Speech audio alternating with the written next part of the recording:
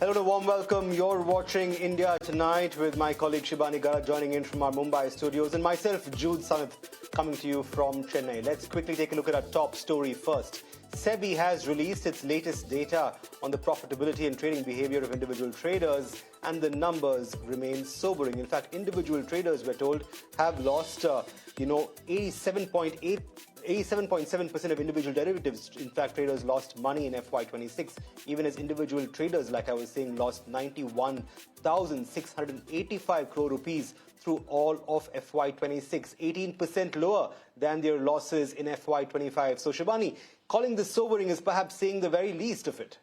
Absolutely, Jude. Now, market regulator has also come out with the data on trading behavior that indicates that 97% of individual traders were predominantly option buyers and 90% of option buying traders incurred losses. To tell us more about this, we are now joined in by Anurag Shah and Anurag Joshi right here with us in the studio to explain the report of the details. So let's go across first to Anurag Shah right here to understand the trading behavior in this particular report. Anurag, explain us more. Shivani, very interesting data. It's a very granular data. SEBI has come out and I will highlight because it's a very long study of SEBI of a whole FY26.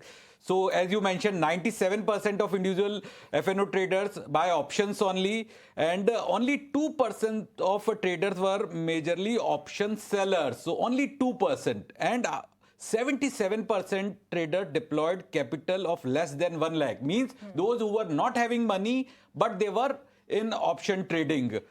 More traders experienced more trading experience did not lead to the better outcome. So those who were experienced traders also, they also lost money. Right. Loss makers rose from 91% among first year traders to 95% among those who traded for 4+ years. And very interesting data. Only 0.5% of traders active throughout the 4 years in all 5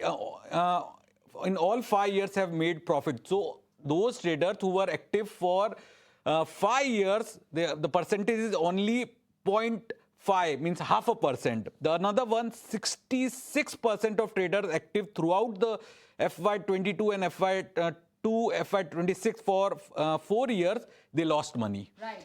So 43% of FY25 traders stopped trading in equity after derivatives in FY26. So 43% completely stopped the trading. So very granular data. And SEBI is also saying that 18.6 lakhs FNO trader had no cash market turnover in FY26. Youngsters, lower income and small portfolio traders showed higher trading intensity. So these are the main finding, which also shows that most of the FNO traders lost their money in FNO trading. Right. Absolutely. Right. Very interesting granular data. Very sobering.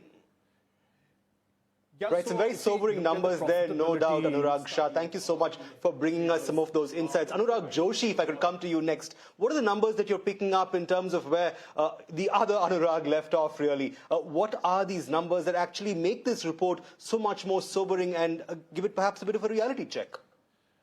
The SEBI study on, if you look at the profitability of FNO traders in FY26, it is a writing on the wall on what SEBI has been telling investors that they need to be careful, they need to beware about trading in FNOs, and they cannot be reckless. If you look at the data for FY26, the individual FNO traders have lost 91,685 crore rupees. That's a bit lower than the previous financial year of FY25, that was 1.12 lakh crore. But still, the study shows that FNO, the individual retail FNO traders will continue to lose money. And a key reason is a number of them are entering the market to probably make a quick buck, but not understanding the risks properly. In the past, SEBI has raised the caps, they've raised the lot size for retail investors to trade in FNOs. And if we see some of this data, it is startling. 87.7% of the individual FNO traders incurred losses in FY26. And if we see the average of each FNO trader, individual trader, the average loss per trader rose 2% to 1.17 lakh. 23% of those traders, they accounted for nearly 90% of the losses, and the options trading accounted for 92% of the individual losses. 93% of the individual traders traded only in options, and active FNO traders fell 18% to 87 lakhs in FY26. And also the FNO trader base has declined for the first time since FY16. And that's probably also a result of, the norms SEBI brought in to curb the reckless participation of retail traders that has led to them burning their fingers in the past. So SEBI is very mindful about the retail investors facing losses in FNOs. And some of them have, in fact, lost most of their investment due to reckless trading behavior. And this is clearly which has come out in the profitability study of the FNO traders. Absolutely. Now, to make more sense out of this particular FNO data report that has come in, we are now joined in by two market experts. We have Sudip Bandopadhyay, and we are also joined in by Sunil Subramaniam. Thank you so much, gentlemen, for joining us today on ET. Now, let's first go over to you, Mr. Subramaniam.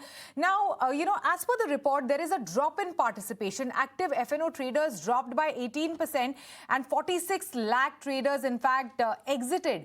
So are these, regulatory curbs like, the higher lot sizes or, increased STT actually successfully deterring the retail investors or retail traders people are simply actually running out of capital the year that it has been this year? Honestly, I think the steps are very in the right direction and they are working. So I think that SEBI's thought process are seen in action. There's a significant reduction. But I think where the key element is the finfluencers. I think they are the ones who are making these get-rich-quick kind of promises to these people. And I think a lot more action is probably there. SEBI has initiated some there in terms of telling, all the official market participants not to support the finfluencers, probably a little more regulatory action there. And second is that, this is also given the youth of the country a willingness to take risk. I don't want to use the word speculation or gambling. They are very harsh words. But I think there's a willingness to take risk, which they are experiencing. And I think it'd be also good to look at this data compared to other markets, right? I think the house always wins when it comes to a gambling den or a casino, right? So to that extent, since most of the options are in buying options, right? So they're clearly on the long end of the market, and the FIs have been consistent sellers and the shorting the market. So naturally, the bigger players, and which you have seen from the way the cash has also been manipulated by the huge institutional traders, I think they're always going to be at the receiving end of these. So I think it's a lose-lose game. But the 0.2 or 0.3% of people who have made money are probably also boasting about it and saying that there is a successful thing to do. And so a lot of the youth are getting misled in that way.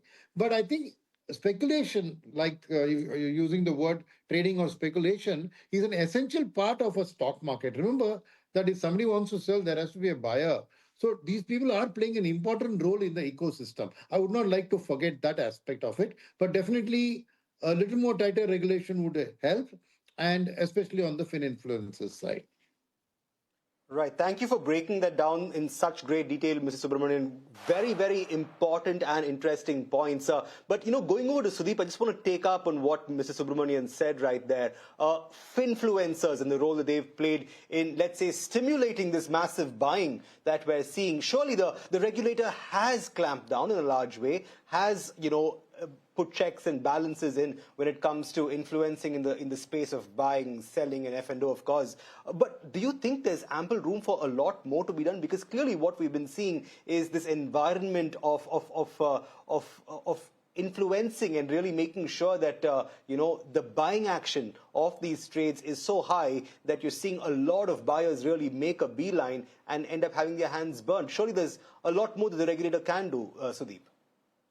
Thank you, Jude, for inviting me for this. I think Sunil ji is absolutely right. The regulator has taken all the necessary steps. Of course, there will be more steps, and they will have to continuously monitor the market. But I must tell you one thing which was a very pleasant surprise for me and the entire market today, which is the quick action taken by the regulator on the operators who were manipulating the cash. Look, this the manipulation happened on 13th August, and the order is out today.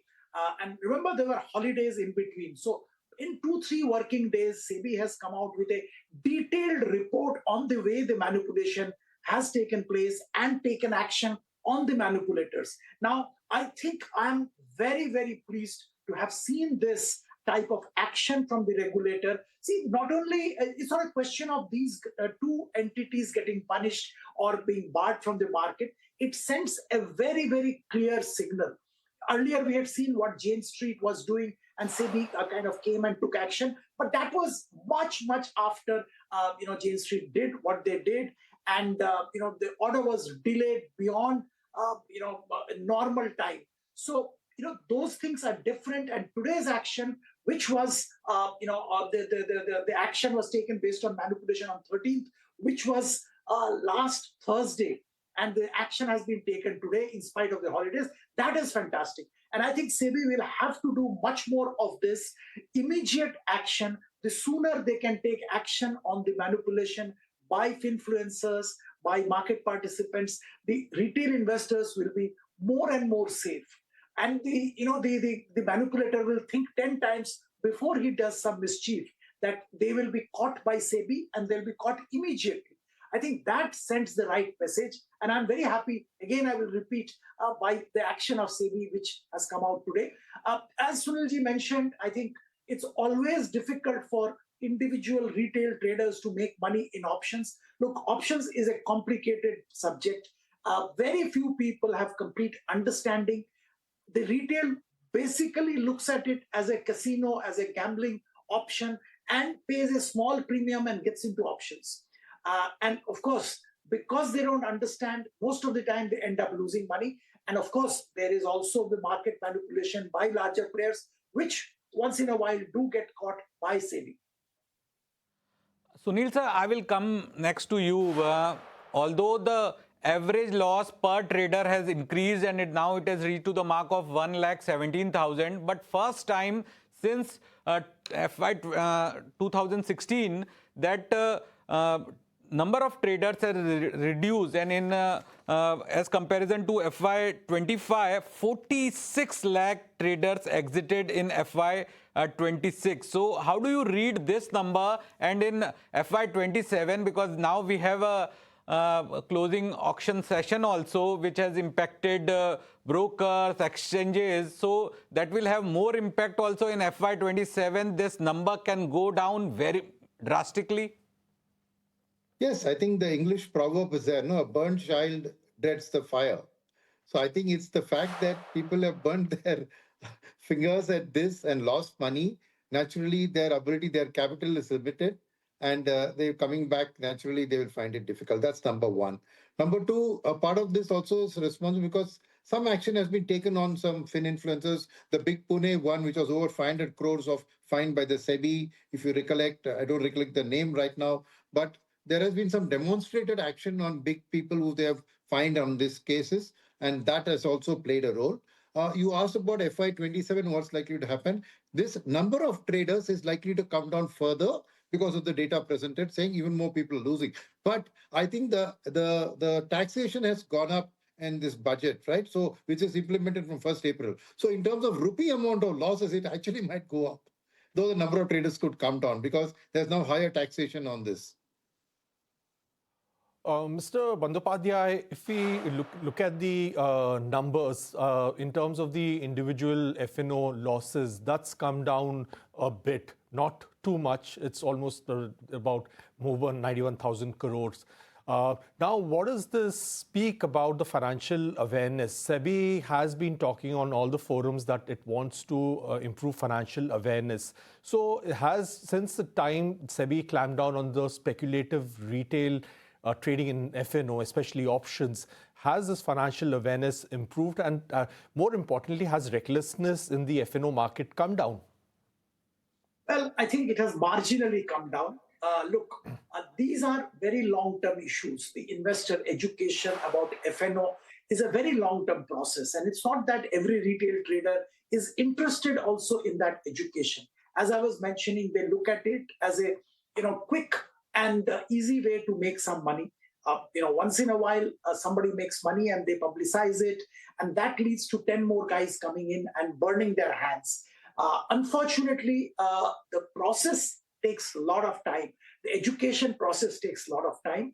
And, SEBI is putting in the efforts. They're putting in curbs, whether it's trying to educate, whether it's trying to, warn them, whether it's trying to, by increasing the lot size, government is trying to increase taxation. So, efforts are being made by the government and multiple authorities, whether it's the income tax, whether it's the central government, whether it's SEBI, and the stock exchanges to curb this speculation by retail. Look, I think as Sunilji mentioned, we need options. We need speculators in the market to ensure there is adequate depth and adequate trading volumes. But we don't want the retail to lose, and they lose in such a significant manner. So obviously the need is to curb this wild speculation by retail, whereby they're losing money, a big amount of money. If you look at it, the cumulative number, it's 91,000 crore. And the last year, if I remember rightly, the year before actually, it was more than a lakh crore. So I think the loss is substantial. And who are making money? The large institutions like a Jane Street, like the other guys who are basically large speculators, large traders. They are making money at the cost of retail. So it is definitely warranted that we try and curb this, but it's a long process. To expect it to happen within a very short span of time of a year, I think it's little too, expecting little too much. It cannot happen that way. It will take some time before this education, this learning gets embedded in retail. Mr. Subramaniam, the last time SEBI unveiled norms to curb reckless trading in F&Os, it came down like a pile of bricks. The current data for FY26, the individual F&O losses have come down, almost 92,000 crore. It's come down from 1.12 lakh crore. But you feel there is a necessity for a new set of regulations SEBI can come out. There's still a lot of work that needs to be done on the regulatory front. I think that more than changing the regulations, I think the crackdown on finfluencers. So it's more of effectively implementing the regulatory frameworks, right? Like SEBI has now, on the CAS identified these. So I think one is that any manipulation of any sort is also going to add to the retail losses. So SEBI needs to act. I think the regulations are quite tough and already in place, but it's about executing quick action, making an example of these cases, publicizing it well. Because you talked about financial education. Now, I think all of SEBI's and the mutual fund industry's efforts are to educating investors about long-term investing. I don't think there's any financial education on how a trader can be disciplined in trading. I don't think anybody is worried about financial education or literacy. See, it's not lack of financial education. It is half-baked information based on some influencers that they go and try their hand at it. So I think there could be some good education efforts to say, oh, okay, you're a trader, know these rules for trading, rather than you're curbing trading. You're trying to eliminate trading. You're trying to minimize trading. But those who still remain trading, I don't think that's really a serious effort being made to educate them that yes, trading is a mechanism and you can do it. But do it Point taken, Mr. Have book Subramanian. profits, stop losses. As you rightly said, with the influx of the finfluencer, there has to be a proactive educational mechanism to ensure that the youth is investing also well, because they are the ones who are maximum on many of these social media platforms. And given the fact that, yes, speaking of youth, we have seen like a huge amount of young population coming into the markets post, the entire COVID-19, the 2020, 2021 years. But now, as per this report, and there is this one interesting data point that I want to touch upon, is that 43% of the participants were under the age of 30 and 89% lose money. So, help us understand at this point, Mr. Bandopadhyay, is speculative trading actually threatening long-term wealth creation for India's youth? Well, Shibani, to an extent, I agree with you. Look, my young people who are coming to the market, they are trying to take the easy way out of making money and losing money. And once they lose money, they are skeptical of the market. So we definitely don't want that. We want them to come to the market the right way, make money, and remain invested in the market. Unfortunately, in a lot of cases, this is not happening, and that needs to be curbed. I won't say it is a disaster or it's a crisis of confidence. I don't want to put it that way because it's not the case. But definitely better education of these youngsters to handle the trading in a better way, or maybe start investing in the market rather than trying their hand at options trading, which is extremely difficult without knowledge and without adequate precautions. So I think that needs to be prevented, that needs to be curbed. So it comes back to the question of education, proper education, and the role of influencers who are influencing them to invest, or I should say invest, come and trade in the market. So we have to, and SEBI, as you were mentioning, SEBI needs to be vigilant on the finfluencers and ensure that whatever they are telling, whatever they are teaching, whatever they are trying to influence, that influence is appropriate and not they are not luring the investors to do something which they shouldn't be doing. Right, absolutely. And that education and awareness, no doubt, is very important at this time and place, given the context of these numbers. Before we end, let me give Mr. Sunil Subramaniam the last word. Even as we await more stringent measures, and hopefully they will take form and shape, Mr. Sunil Subramaniam, from you to our viewers who are probably looking to get into F&O, if there's a quick cheat sheet, things to remember before making those trades, what would they be? 2 or 3 very quick pointers as to what traders might have to keep in mind given these findings, Mr. Sunil. First is, before you enter, have a clear book profit stop loss limit as per your financial resources, number 1. Number 2 is trade in largely higher liquid counters. Don't go behind illiquid, because that's where you get hammered, right? So trade in liquid counters. Third is, do a large number of short trades where you come in and exit quickly rather than holding on to your position in the hope that it will turn to be better. These are the typical 3 mistakes that I see people doing. So I think these are my 3 suggestions. Thank you so much for those suggestions, and thank you, Mr. Bandopadhyay, for joining us today on ET Now. And I must take this opportunity to thank 2 Anurags who joined us in the studio for India Tonight. Well, moving on, up next.